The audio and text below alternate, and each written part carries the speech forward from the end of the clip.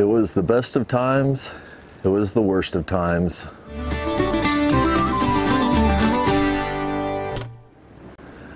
Well, hey, welcome back. It's been a while since I've been here. Let me tell you what I've been doing this last week. This water's pretty neat to look at, especially when it's on a creek in your front yard, but it can also be a force to be reckoned with. No, not on this creek, but in other parts of the farm, it has been a force to be reckoned with. Come with me, and let's go talk about that. Now, before I get too far along, if you notice those stairs behind me, I finally have the concrete stairs done that leads down to this stone bridge that goes across our creek. Now, I'll tell you, that was 26 80-pound bags of Quikrete that tried to do the rough math, about 2,080 pounds that we mix by hand. But that certainly makes going down that creek bank a lot easier than the big step that I was taking. So I'm pretty happy to have that done. We're still going to do some landscaping on either side of it, but that'll wait till spring. So if you recall from my last video, I was sitting on a trailer full of supplies. Now this stuff behind me, this is for a different story. We had to do a little bit of building out here.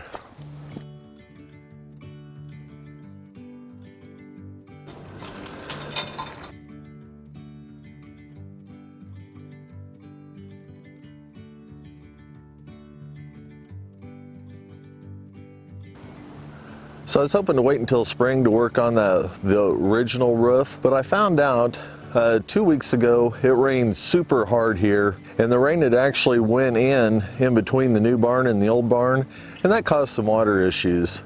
So the reason that we worked on that last week, the news forecasters told us that we're going to have a lot of rain over the weekend turning into snow. So we were pretty busy on getting that. We wanted to get that fixed prior to all that extra rain coming in. What I'm doing is walking out here to the goat pasture. I'm going to show you all the updates that we've done. So why do I say the best of times and the worst of times? Because it seemed like that we had a lot of projects to get done, and that was almost the worst of times. Actually, it wasn't too bad, but the best of times was after the rain actually came, and then we discovered everything that we did actually worked out.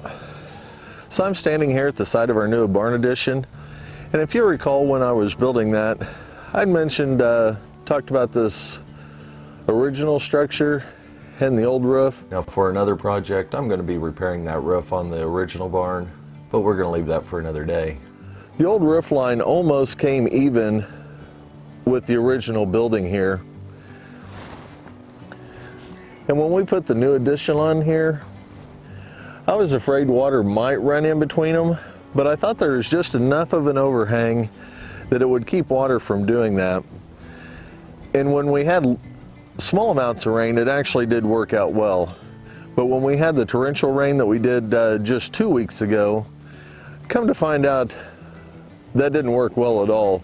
So although I was going to wait until springtime to do the repairs on the old structure, I actually ended up having to go ahead and put these eaves out and then add about 14 inches of tin that's showing. There's actually a 4-foot shingle that goes underneath the existing roof. That way the water will come down and then come down onto this new roof. Now, I don't have any videos showing you doing this repair, but let me show you a couple of photos that I took during that repair. It actually took just a couple of days to do, and that's just because I didn't work on it a full 8 hours for 2 days. It was working on it 3 hours here, 3 hours there, but we finally got it done. Now, when it did rain just this past weekend, we found out that this repair worked out fine. The water comes off the old roof, hits the new roof, and then goes ahead and diverts away from the building versus going in between the buildings and then getting the floor of that new building wet. So that was a win.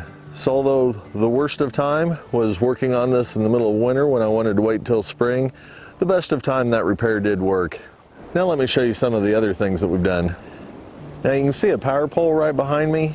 When we first moved out here about 10 years ago, the original owners of this property had an extension cord running from that power pole going across the line, across the air. They had it just kind of wire tied up there over to the barn here behind me. That's certainly not a safe application, And for the first several years, we didn't have animals out here, so I just took that wire down and we didn't need power. Then about 4 years ago, we moved the goat herd out here, and although we did need power, we went without it. But now that we're getting so many animals out here, we've got the new addition, I decided to go ahead and run power the proper way. I'll show you a couple of photos here, trenching and running power. Now I still don't have the power completely hooked up, but it's one step closer. Maybe this week or within the next week, we're going to have lights on here in here, and that's going to work out great. Now let me share with you another one of the worst of times. I made a mistake. Can you believe that? Yep, I made a mistake. Bad planning on my part. I actually thought it was going to work out. I thought I had it planned out properly, and then I found out I didn't. Remember when we put up this feeding hoop? Well, when we put that hoop up, I put it in a specific position. I didn't want water to run downhill. This isn't a bad hill, but it does slope down. And I put that where I thought the hoop was going to be out of the way. But let me show you where my mistake lied and what we did to fix it. Now you're wondering why I'm showing you the barn. This is the original structure. This addition we put on maybe 3 or 4 years ago when we moved the main goat herd out here to the pasture. Now when I placed this hoop house here, I wanted to just set behind this peak because of course water runs down here, hits the ground, runs across, and I didn't want it to hit this building. Well, I thought that I had this back this direction far enough that it wouldn't create a problem, but I was mistaken. Now in the past, the water flow behind me hasn't been a great issue, but we've never had this many goats out here that's trampled through the mud. Normally they have just a single little path, and it doesn't get and it doesn't turn into a soupy mess.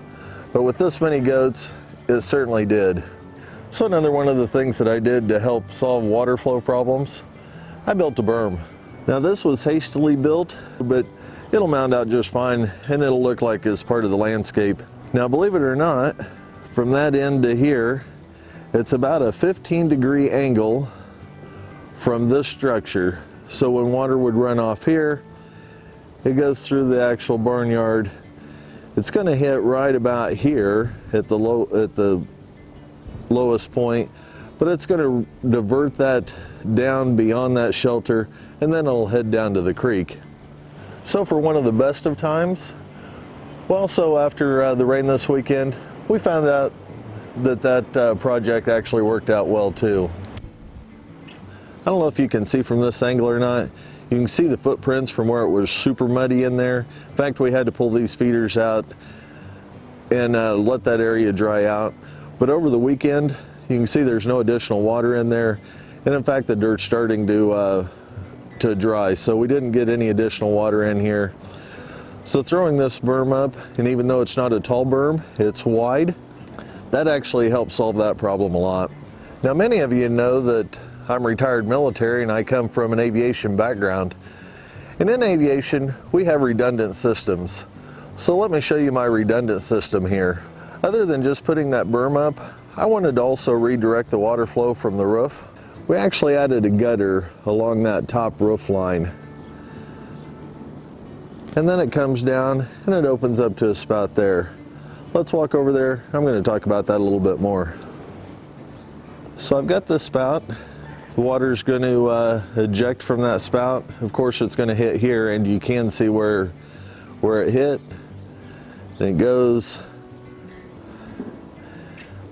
It'll actually end up flowing out kind of into a delta pattern, but it'll make its way finally down to the creek.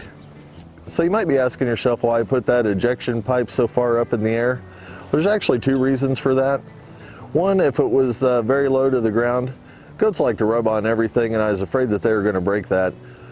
But actually what I'm going to do, this will be a shady spot in the summertime.